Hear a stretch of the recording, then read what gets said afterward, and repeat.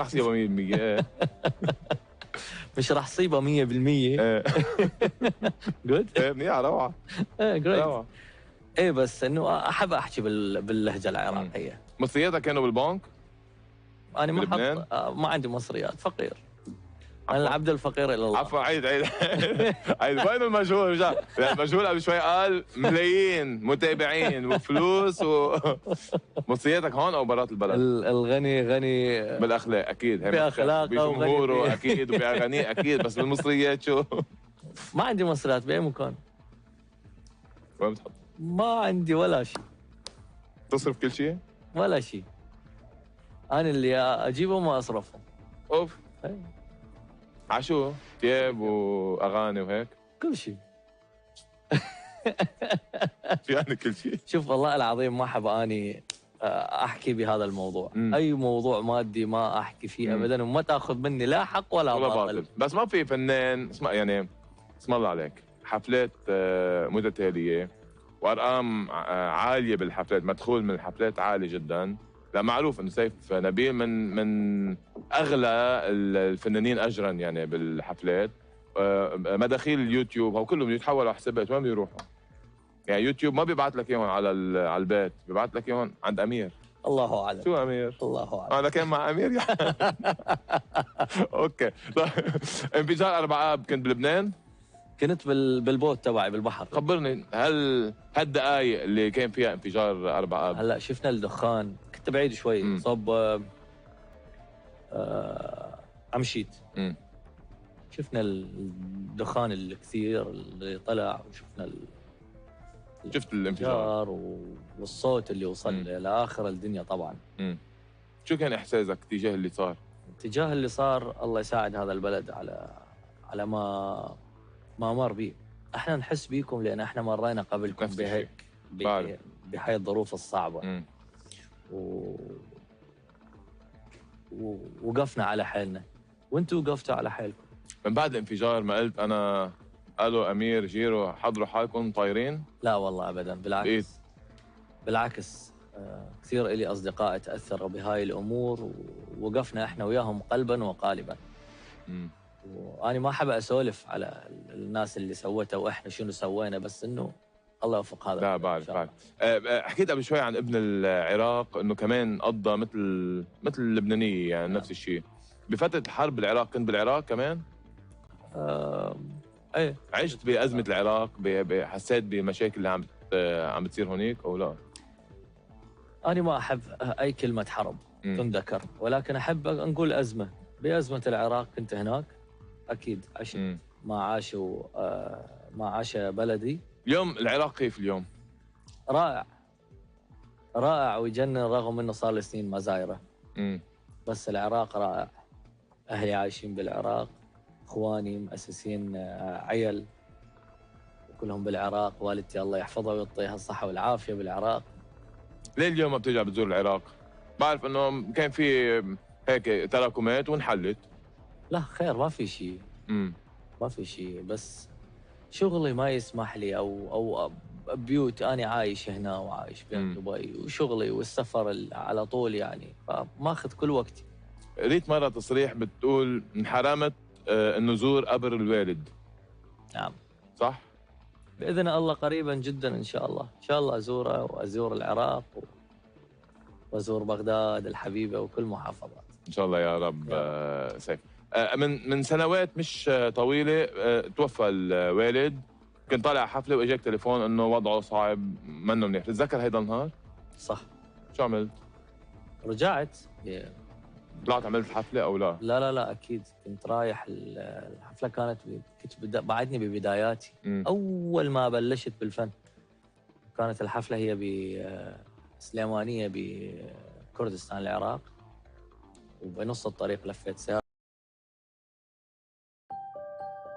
هلا صار فيك تحضر برامج LBCI مجانا، واذا حابب تحصل على فرصه مشاهده البث المباشر، المسلسلات وكل البرامج من دون اعلانات، فيك تشترك لتحصل على الخدمه. نزل ابلكيشن LBCI وخليها على طول معك. ورجعت لحقت على المهندس نبيل، صادق الله يرحمه، الله كان يرحمه. باخر انفاسه خسارة توفاه الله. خسارة الوالد شو يعني خسارة الوالد شو بتعمل بالإنسان؟ بالنسبه لي خسرت الخبره، وخسرت العلم، وخسرت النصائح الحلوه. كان كل كلمه ينصحنا بها وكل كلمه ينطق بها كانت ذهب ذره. سيف أنت الابن الكبير للعائلة. نعم. بغياب الوالد صرت أنت البي والخي الكبير والمسؤول عن العائلة. ما في واحد يعوض الأب أبداً. صح. أنا أخوهم الكبير. ألف الحمد لله. بيك ما لحق يشوفك بهيدي النجومية الكبيرة. لا ما لحق. بداية المشوار يعني.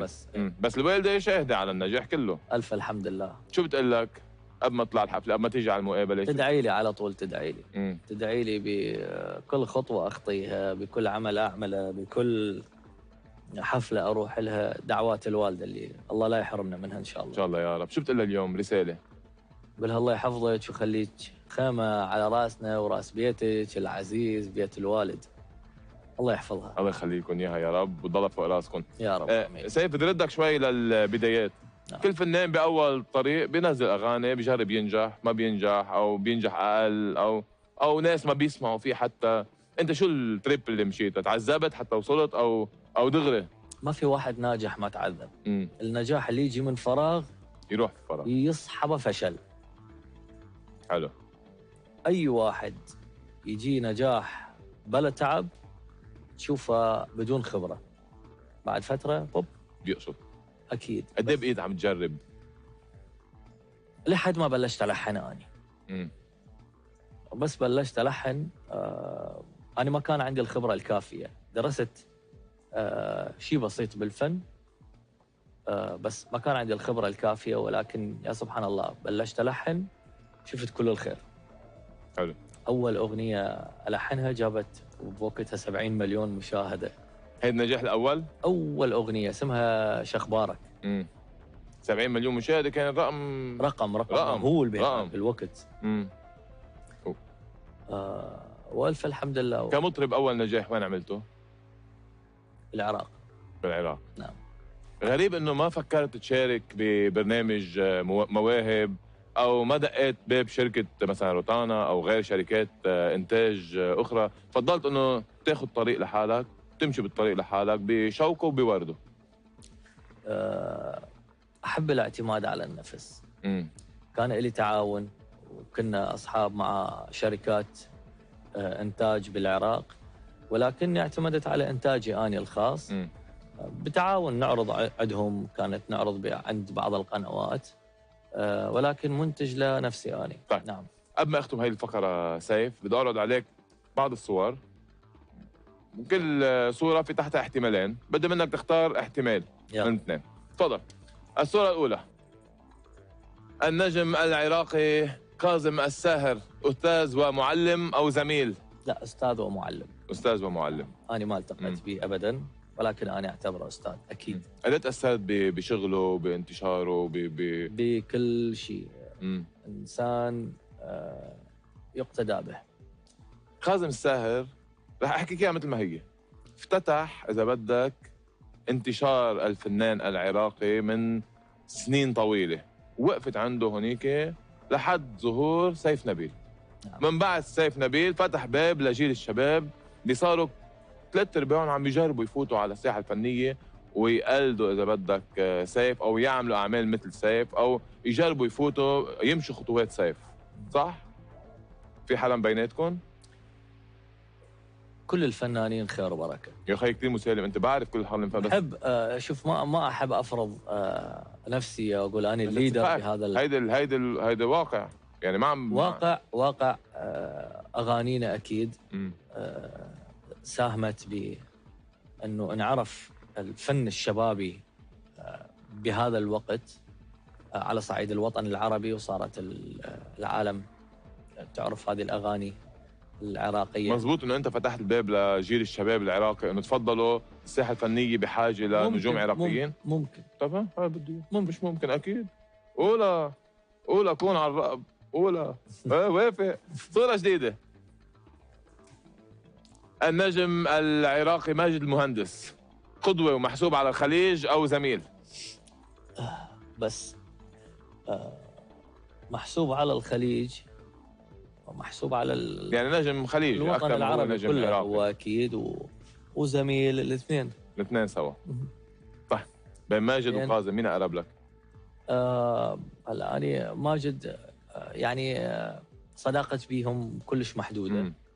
وكاظم ما ملتقي به أبدا. على الصعيد الفني مين أقرب على لك؟ الصعيد الفني أحب يعني مين بتسمع؟ الاثنين والله، بس كاظم. كاظم. كاظم.